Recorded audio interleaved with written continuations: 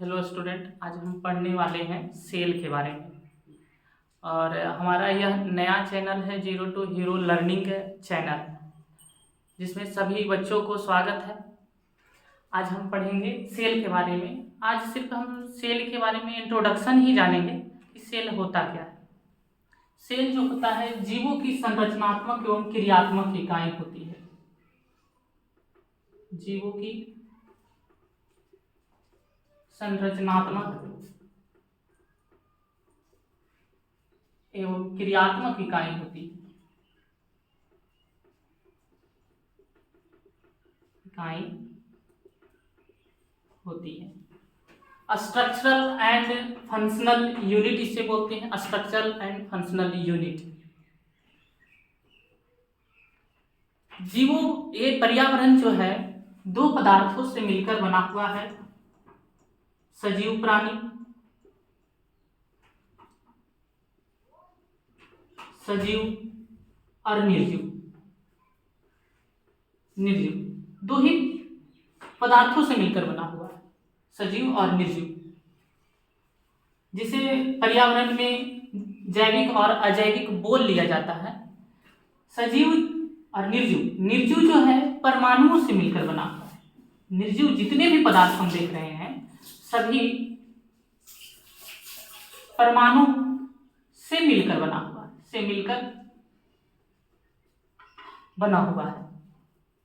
जिस तरह से निर्जीव पदार्थ परमाणुओं से मिलकर बना है, उसी प्रकार सजीव जो है कोशिकाओं से मिलकर बना हुआ है, कोशिकाओं से मिलकर बना हुआ है, मिलकर बना हुआ है। ठीक है, सजीव कोशिकाओं से मिलकर बना हुआ है। और सभी सजीव जो है में कोशिका की संख्या समान नहीं होती है। सभी सजीवों में कोशिका की संख्या समान नहीं होती है। जैसे सबसे छोटी कोशिका ओवरऑल में लिया जाए, ओवरऑल कहने मतलब पूरे ब्रह्मांड में, तो सबसे छोटी कोशिका जो होती है, सबसे छोटी कोशिका किसकी होती है? सबसे छोटी कोशिका माइक्रोप्लाज्मा गैलीसेप्टिकम। माइक्रोप्लाज्मा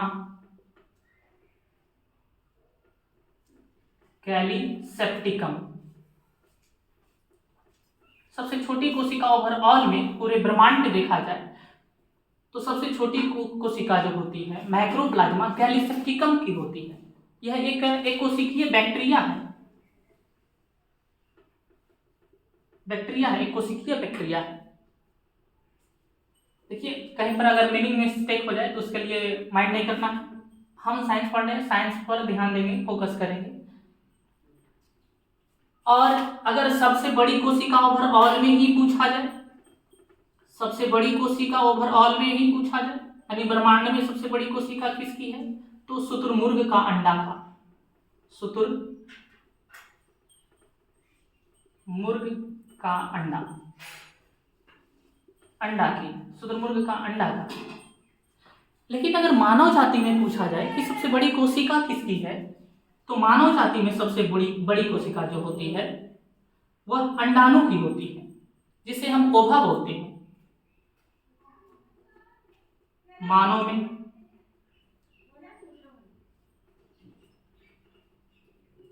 सबसे बड़ी कोशिका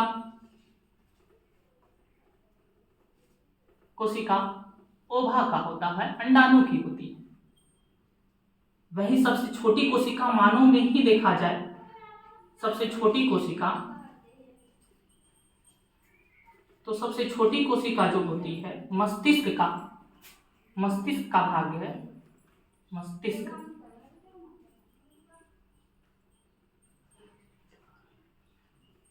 का भाग का सेरिबेलम एक भाग है, सेरिबेलम का ग्रेनुअल कोशिका है, ग्रेनुअल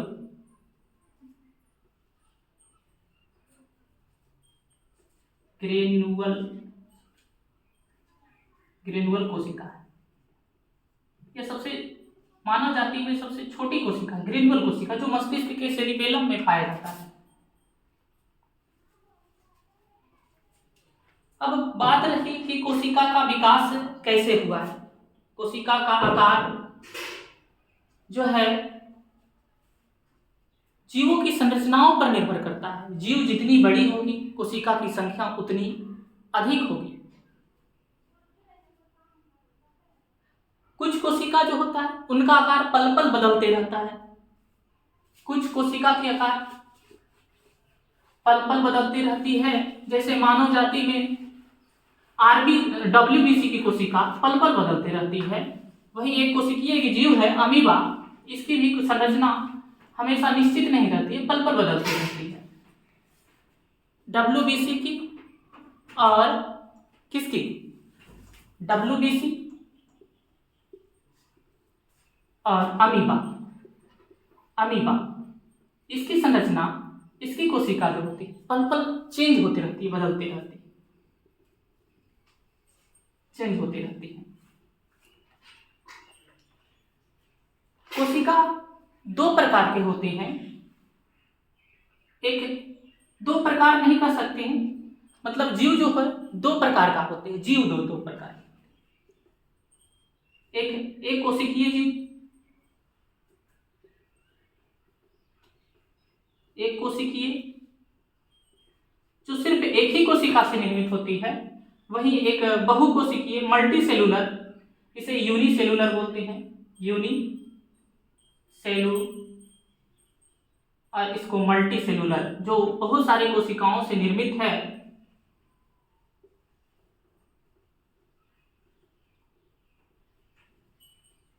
कोशिका से इसे मल्टीसेलुलर या बहुकोशिकीय जीव कहते हैं।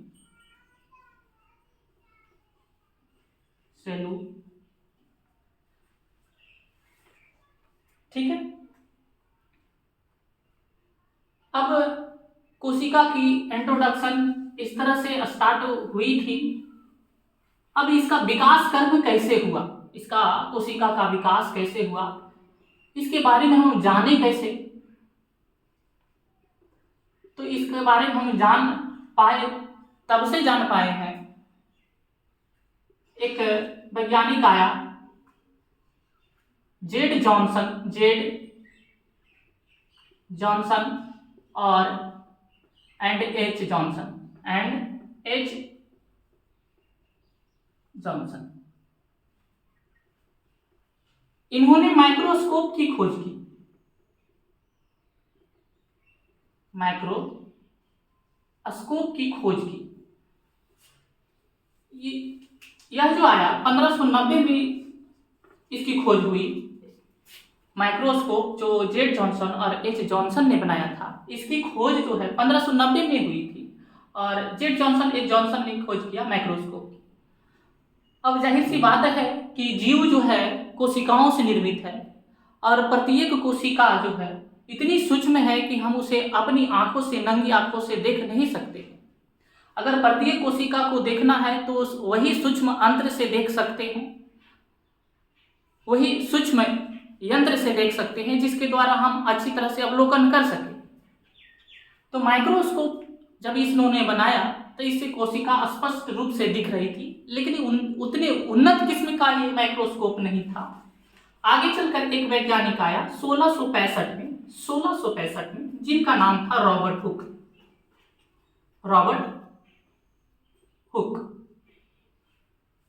इन्होंने पेड़ के छाल से कोशिका को सबसे पहले देखा, और यह कॉर्क का पेड़ था। कॉर्क का पेड़ था। इन्होंने सबसे पहले कॉर्क के पेड़ में उसका छाल काट के लाया और उसको माइक्रोस्कोप के द्वारा देखा, तो उन्होंने होल जैसी संरचना दिखाई दी, उसे ही कोशिका नाम दिया। और इन्होंने, रॉबर्ट हुक ने जो पेड़ के छाल से कोशिका की खोज की, वह कैसी थी, तो मृत कोशिका थी। ठीक है, कैसा था, मृत कोशिका था। रॉबर्ट हुक ने जो खोज की कोशिका का, वह मृत कोशिका था। आगे चलकर फिर से और वैज्ञानिक आया 1683 ईस्वी में, 1683 ईस्वी में, जिसका नाम था लीवेनहॉक। लीवेनहॉक नाम था। इन्होंने ही सर्वप्रथम जीवित कोशिका की खोज की। जीवित कोशिका की खोज की। यह जीवित कोशिका की खोज कहां से की? तो यह प्रोटोजोआ में खोजा। प्रोटोजोआ में खोजा। और क्या? बैक्टीरिया में खोजा। और क्या? आरबीसी की कोशिका में देखा। जीवित कोशिका की इन्होंने जो खोज की लीवेनहॉक ने, प्रोटोजोआ में, बैक्टीरिया में, आरबीसी में कोशिका को देखा। आगे चलकर एक और वैज्ञानिक आए 1683 के बाद।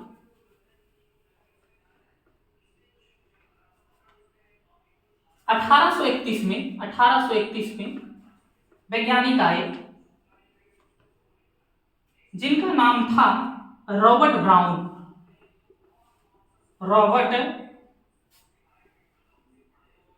नाम था।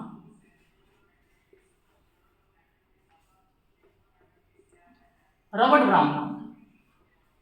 इन्होंने कोशिका के मध्य में गोल जैसी संरचना देखी। रॉबर्ट ब्राउन ने कोशिका के मध्य में गोल जैसी संरचना देखी, जिनका, और यह भूरा रंग का देखा, जिनका नाम न्यूक्लियस दिया। न्यूक्लियस नाम दिया।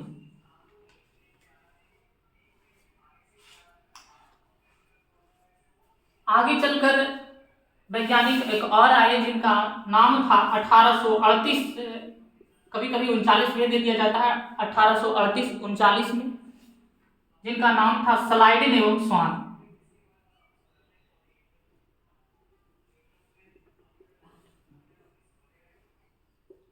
और स्वान नाम था। यह दो भाई था। स्वान नाम था।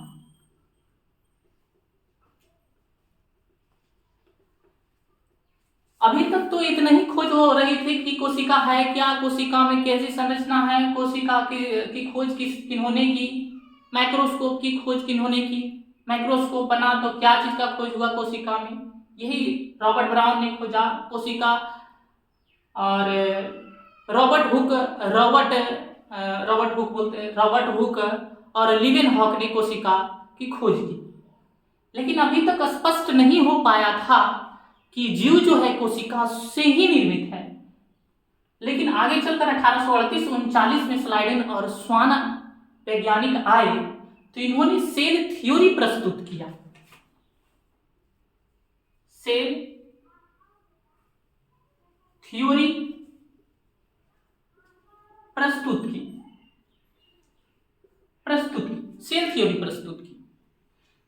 सेल थ्योरी में स्लाइडेन और स्वान ने बताया, इन्होंने 4 बातें सेल थ्योरी में बताई। पहला बात क्या बताए थे कि प्रत्येक जीव जो है कोशिका से निर्मित है। प्रत्येक जीव जो है सेल से क्या है? निर्मित है, सेल से बना हुआ है। दूसरा बात इन्होंने बताया, और यह जीव जो है, जीव या तो एक कोशिकीय भी हो सकता है और बहुकोशिकीय भी हो सकती है।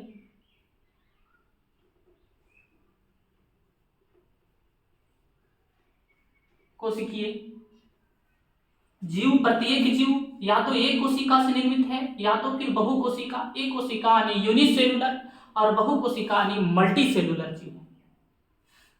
दूसरी बात इन्होंने कही, क्या कही कि जीव, जितने भी जीव हैं, सभी जीव का निर्माण एक कोशिका से निर्मित होता है। अब कैसे हम इसको सिद्ध करें कि एक कोशिका से निर्मित है? जब मेल और फीमेल का संयोग होता है, अर्थात ओवा और स्पर्म डिफ्यूज होता है, तो सबसे पहले जाइगोट का निर्माण करता है। जायगोट का निर्माण होता है। जायगोट जो ये निर्माण हुआ है यह एक कोशिकीय संरचना है। जायगोट जो हम लोग हर एक जीव जायगोट से ही विकास करके इतने बड़े शरीर वाला जीव बन पाया है। तो ओवा और स्पर्म डिफ्यूज होने के बाद जायगोट का निर्माण हुआ है। तो यह जायगोट कैसी एक संरचना है? एक कोशिकीय संरचना है, एक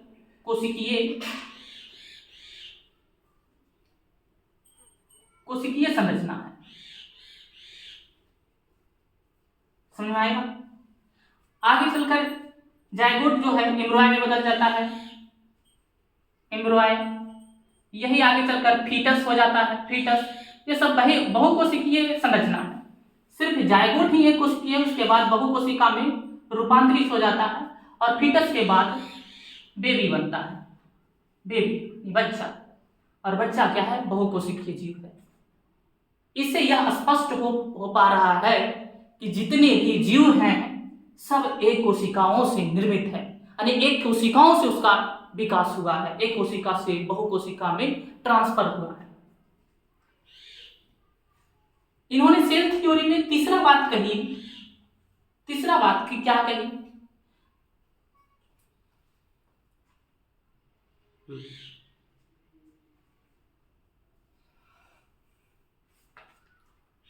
इधर हटा ले।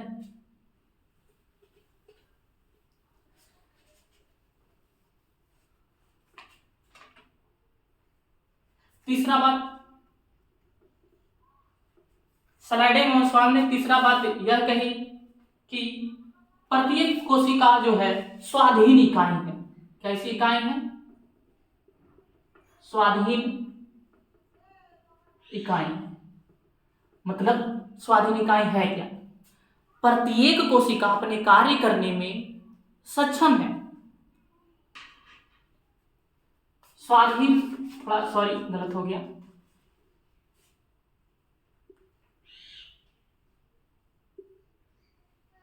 धीर इकाई है। यह स्वाधीन इकाई है क्या? प्रत्येक कोशिका अपने कार्य करने में सक्षम। स्वाधीन इकाई मतलब प्रत्येक कोशिका अपने कार्य करने में सक्षम। लेकिन ऐसा नहीं है कि मल्टीसेल्युलर जीव है वह और सभी प्रत्येक कोशिका अलग अलग कार्य कर रहा है, ऐसा नहीं है।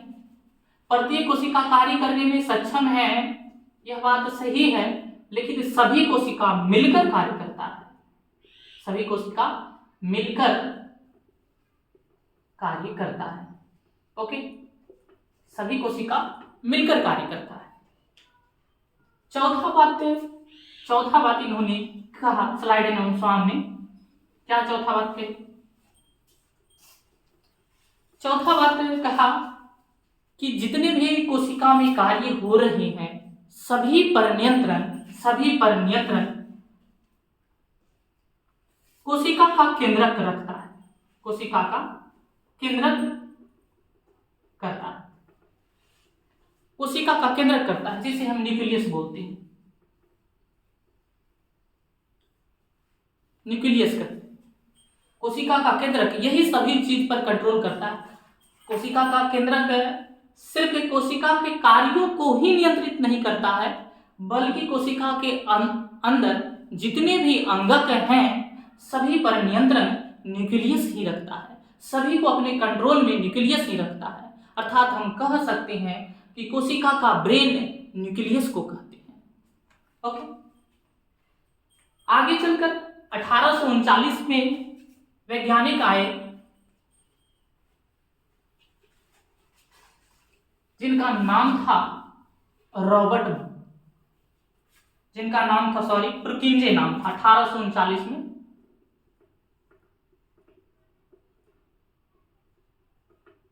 पुरकिंजे।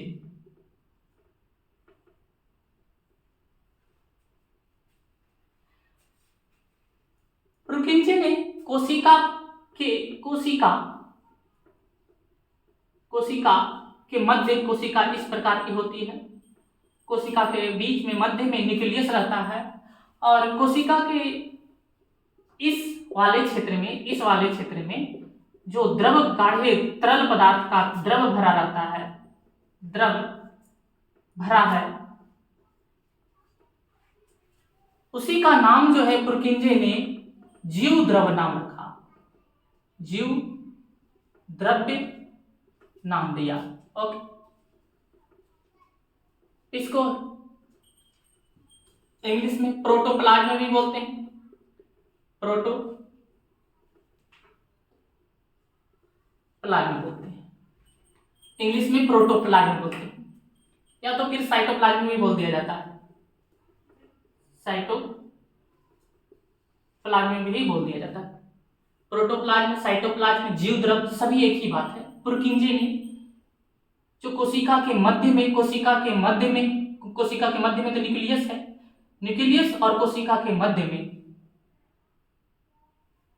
जो संरचना दिखी, जो गाढ़े तरल दानेदार पदार्थ दिखा, उनका नाम जीव द्रव नाम दिया, या तो इंग्लिश में से प्रोटोप्लाज्म या साइटोप्लाज्म कहते हैं। आगे चलकर 1846 में इन्होंने सिर्फ खोज नहीं की, यह जो पुरकिंजे थे ये खोज जीव द्रव का नहीं किया, सिर्फ इनका नाम देखा तो नाम दे दिया। आगे चलकर 1846 में वॉन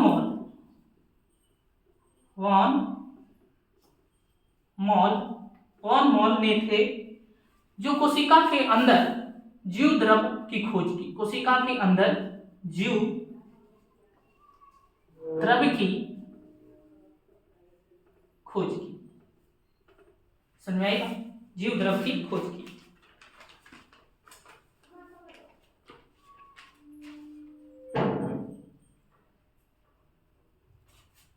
फिर इसी तरह से विकास होते गया और 1855 में वैज्ञानिक आए जिनका नाम था रुडोल्फ विर्चो।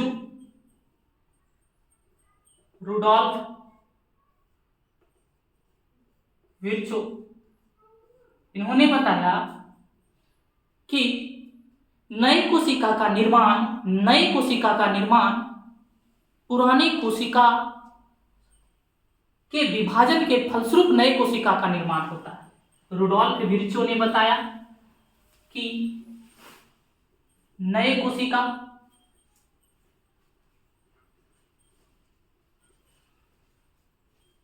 का निर्माण पुरानी कोशिका से होता है, अर्थात पुरानी कोशिका के सेल डिवीजन के फलस्वरूप होता है, कोशिका विभाजन के फलस्वरूप होता है।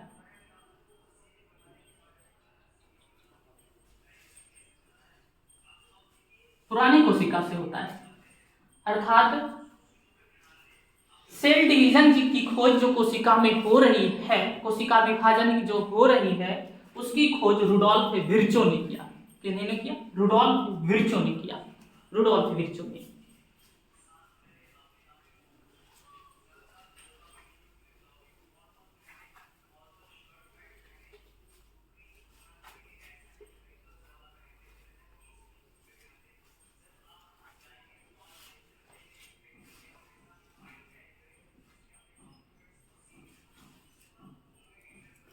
1861 में फिर वैज्ञानिक आए, उनका नाम था मैक्स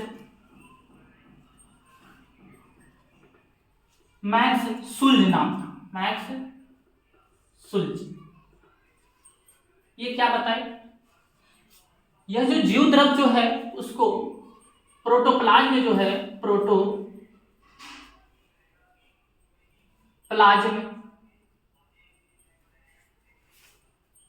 उनका नाम एक पिंड बताया। क्या बताया? पिंड बताया। प्रोटोप्लाज्म को एक पिंड बताया, जिसे हम प्रोटोप्लाज्म थ्योरी भी बोलते हैं। प्रोटोप्लाज्म थ्योरी बोलते हैं।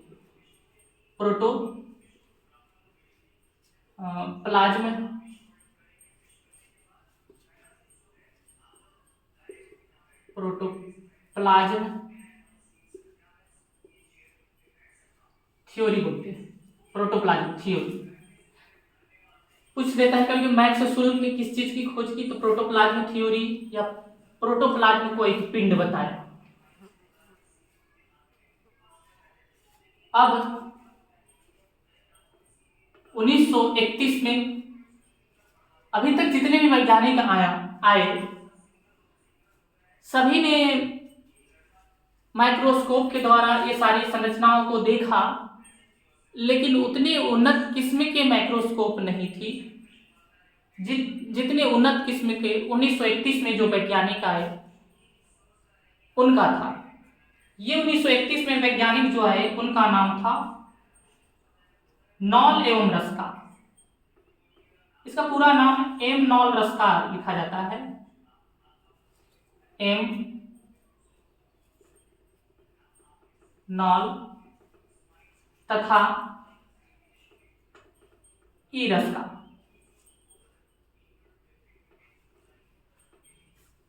यह जब आए तो इन्होंने इलेक्ट्रॉन माइक्रोस्कोप की खोज की। इलेक्ट्रॉन माइक्रोस्कोप की खोज की। अभी तक जितने भी थे उससे सबसे उन्नत किस्म का जो खोज की है माइक्रोस्कोप की, वह नॉल एवं रस्का ने किया, जो इलेक्ट्रॉन माइक्रोस्कोप था। जब से इलेक्ट्रॉन माइक्रोस्कोप की खोज हुई तब से कोशिका के क्षेत्र में अनुसंधान होना गति पकड़ लिया, यानी तीव्र गति से अनुसंधान होने लगा कोशिका के क्षेत्र में। कोशिका के क्षेत्र में तीव्र गति से खोज होना शुरू हो गया जब से ये इलेक्ट्रॉन माइक्रोस्कोप की खोज की। ओके, आगे पढ़ते हैं।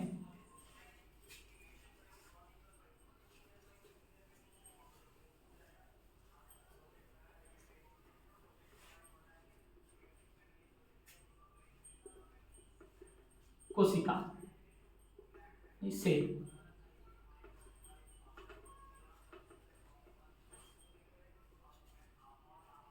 स्ट्रक्चर ऑफ सेल मतलब स्ट्रक्चर का सेल, इसकी संरचना किस तरह से,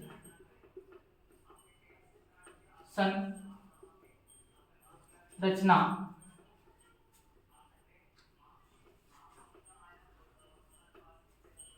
कोशिका की किस प्रकार है,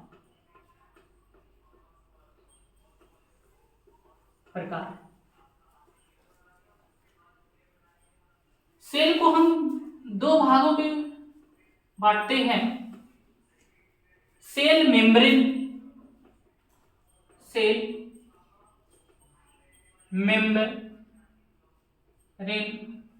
या कोशिका झिल्ली, सेल मेम्ब्रेन कोशिका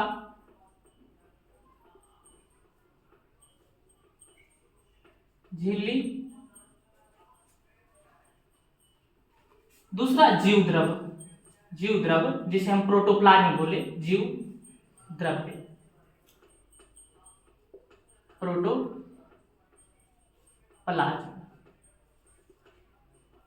जीव द्रव भी दो प्रकार के होते हैं। एक कोशिका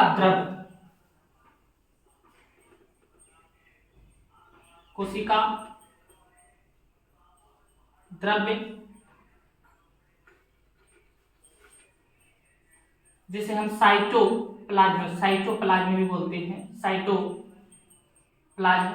और दूसरा जो है केंद्रक द्रव्य। इधर थोड़ा हम इस तरफ समझेंगे। यह कोशिका की संरचना है, यहाँ पर न्यूक्लियस है। इस वाले भाग में द्रव पदार्थ भरा रहता है जिसे हम कोशिका द्रव बोलते हैं। वहीं कोशिका के मध्य जो न्यूक्लियस है, इसके अंदर भी द्रव्य पदार्थ भरा है जिसे हम केंद्रक द्रव्य या न्यूक्लियस प्रोटोप्लाज्म बोलते हैं। ओके, ये कोशिका की संरचना है। और कोशिका के मध्य में न्यूक्लियस पाया जाता है। कोशिका के इस वाले भाग में जो द्रव्य गाढ़े तरल पदार्थ भरा रहता है उसे हम कोशिका द्रव साइटोप्लाज्म, और न्यूक्लियस के मध्य में द्रव जो पदार्थ भरा रहता है, न्यूक्लियस भी एक द्रव में तैरते रहता है जिनका नाम केंद्रक द्रव्य न्यूक्लियस प्रोटोप्लाज्म बोलते हैं। ठीक है। कोशिका के अंदर ढेर सारी संरचना मौजूद रहती है। यह कोशिका के जीव द्रव में, कोशिका द्रव में ढेर सारी संरचनाएं भरी रहती है। जैसे माइटोकॉन्ड्रिया हो गया, सेंट्रोसोम, एंडोप्लाज्मिक रेटिकुलम जिसे अंतःपरदक जालिका, और क्या गोल्जी बॉडी। इस तरह से ढेर सारी संरचना भरी रहती है। कोशिका द्रव में ढेर सारी संरचनाएं भरी रहती है, और यह संरचना दो प्रकार की होती है। जो ढेर सारी संरचना भरी रहती है, यह संरचना कितने प्रकार की है? दो प्रकार की होती है। दो प्रकार की कौन कौन, एक बार जान लेते हैं। एक है जीव द्रव्यीय संरचना, जीव द्रव्यीय संरचना, और दूसरा है मेटाप्लास्ट। दूसरा है मेटाप्लास्ट।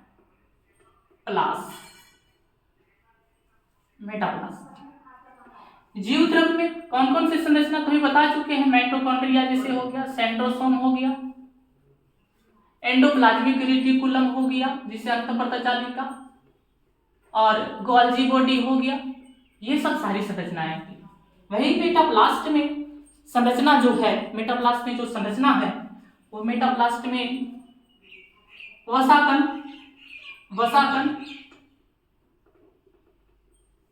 वैक्यूल्स जिसे रसधानी बोलते हैं हिंदी में, रसधानी,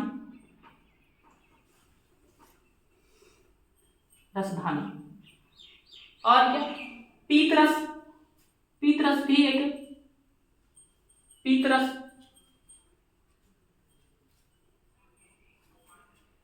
ये जीव द्रव्यीय जो संरचना है, यह जीवित संरचना है। कैसी संरचना है? जीवित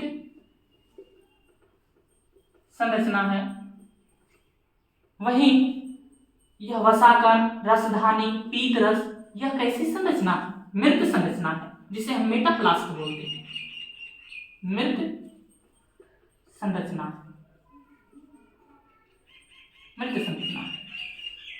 ठीक है। अब हम, ये जो था कोशिका का इंट्रोडक्शन हुआ, अब हम कोशिका के अंदर जो है संरचनाएं जो है, कोशिका के अंदर, ये हमारा न्यूक्लियस है, ये हमारा कोशिका है।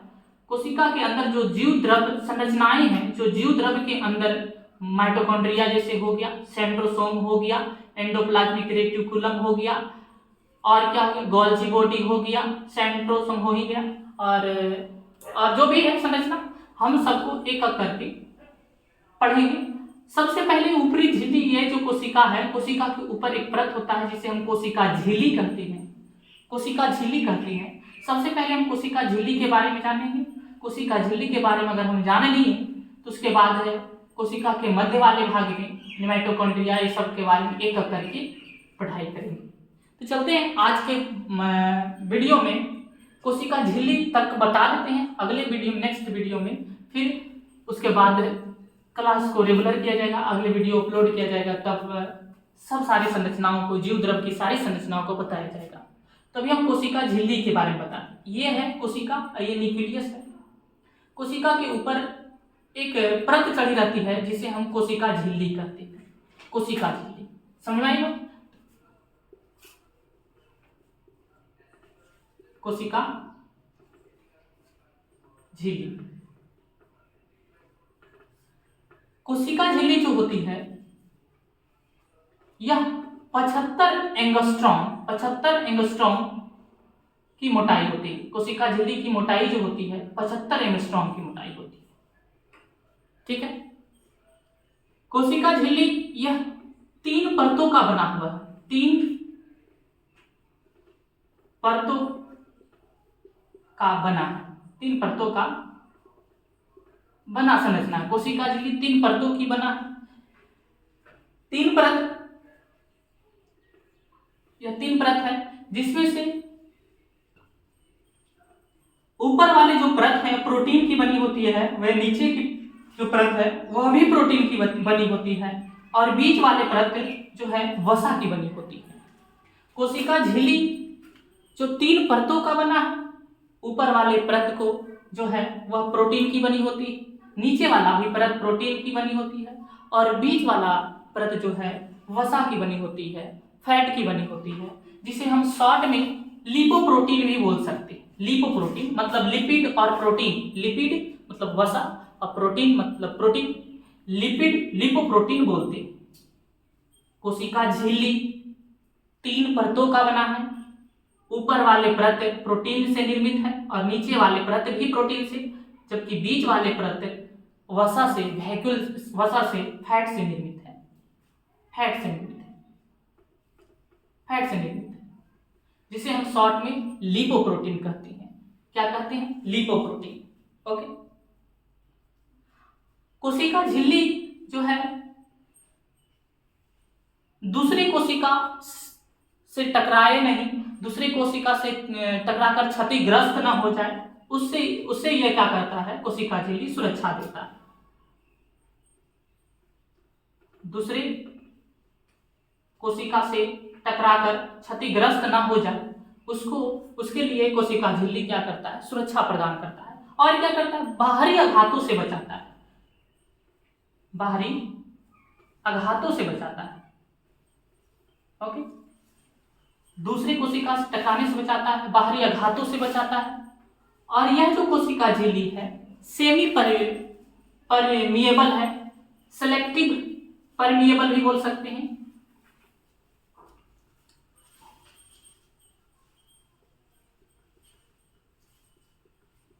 कोशिका झिल्ली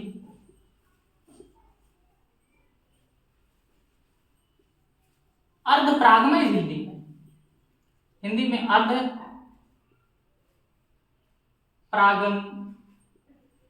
झिल्ली है,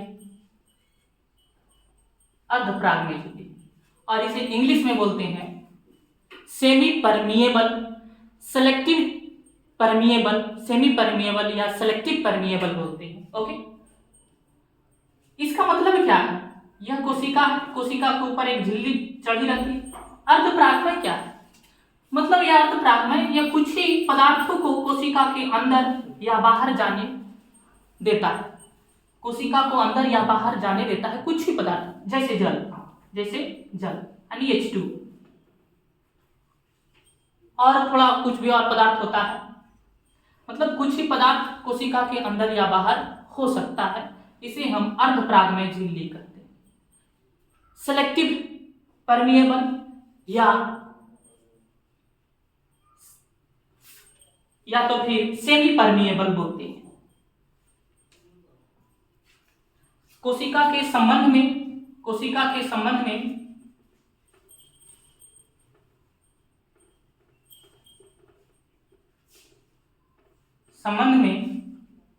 तरल मोज़ेक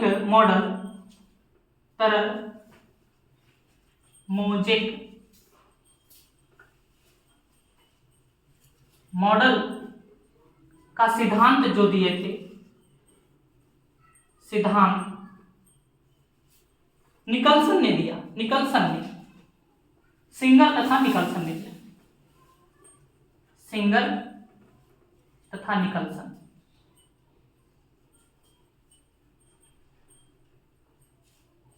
कोशिका झिल्ली के संबंध में सिद्धांत, तरल मोज़ेक मॉडल का सिद्धांत किन्होंने दिया? सिंगर तथा निकल्सन ने दिया। ओके।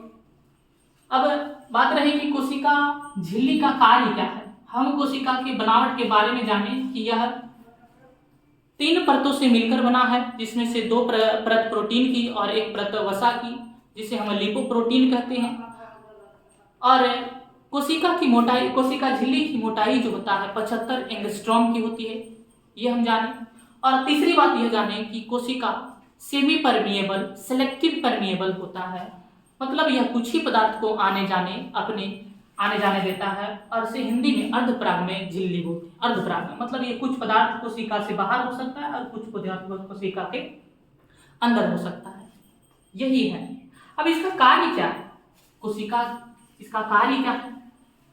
ऐसी तो उठ के मुंह उठा के नहीं चला आया होगा।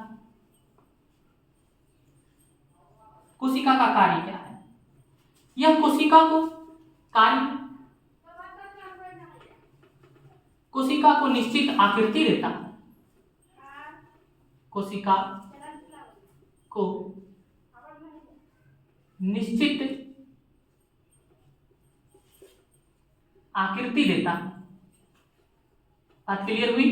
कोशिका को निश्चित आकृति देता है। और दूसरा इसका क्या कार्य है? यह कोशिका के अंदर और बाहर जाने वाले पदार्थों पर नियंत्रण रखता है। कोशिका के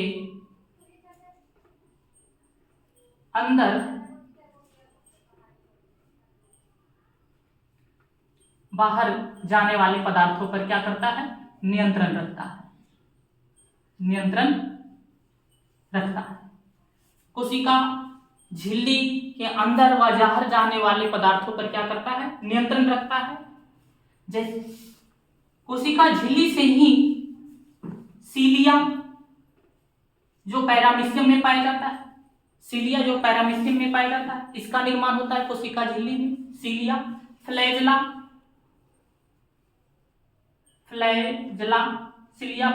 इत्यादि, यह एक कोशिकीय जीव है।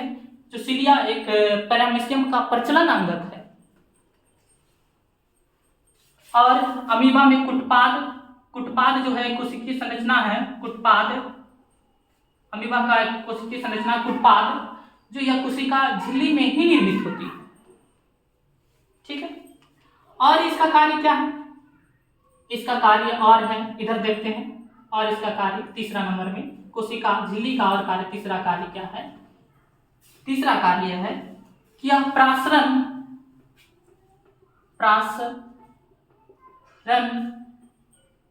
और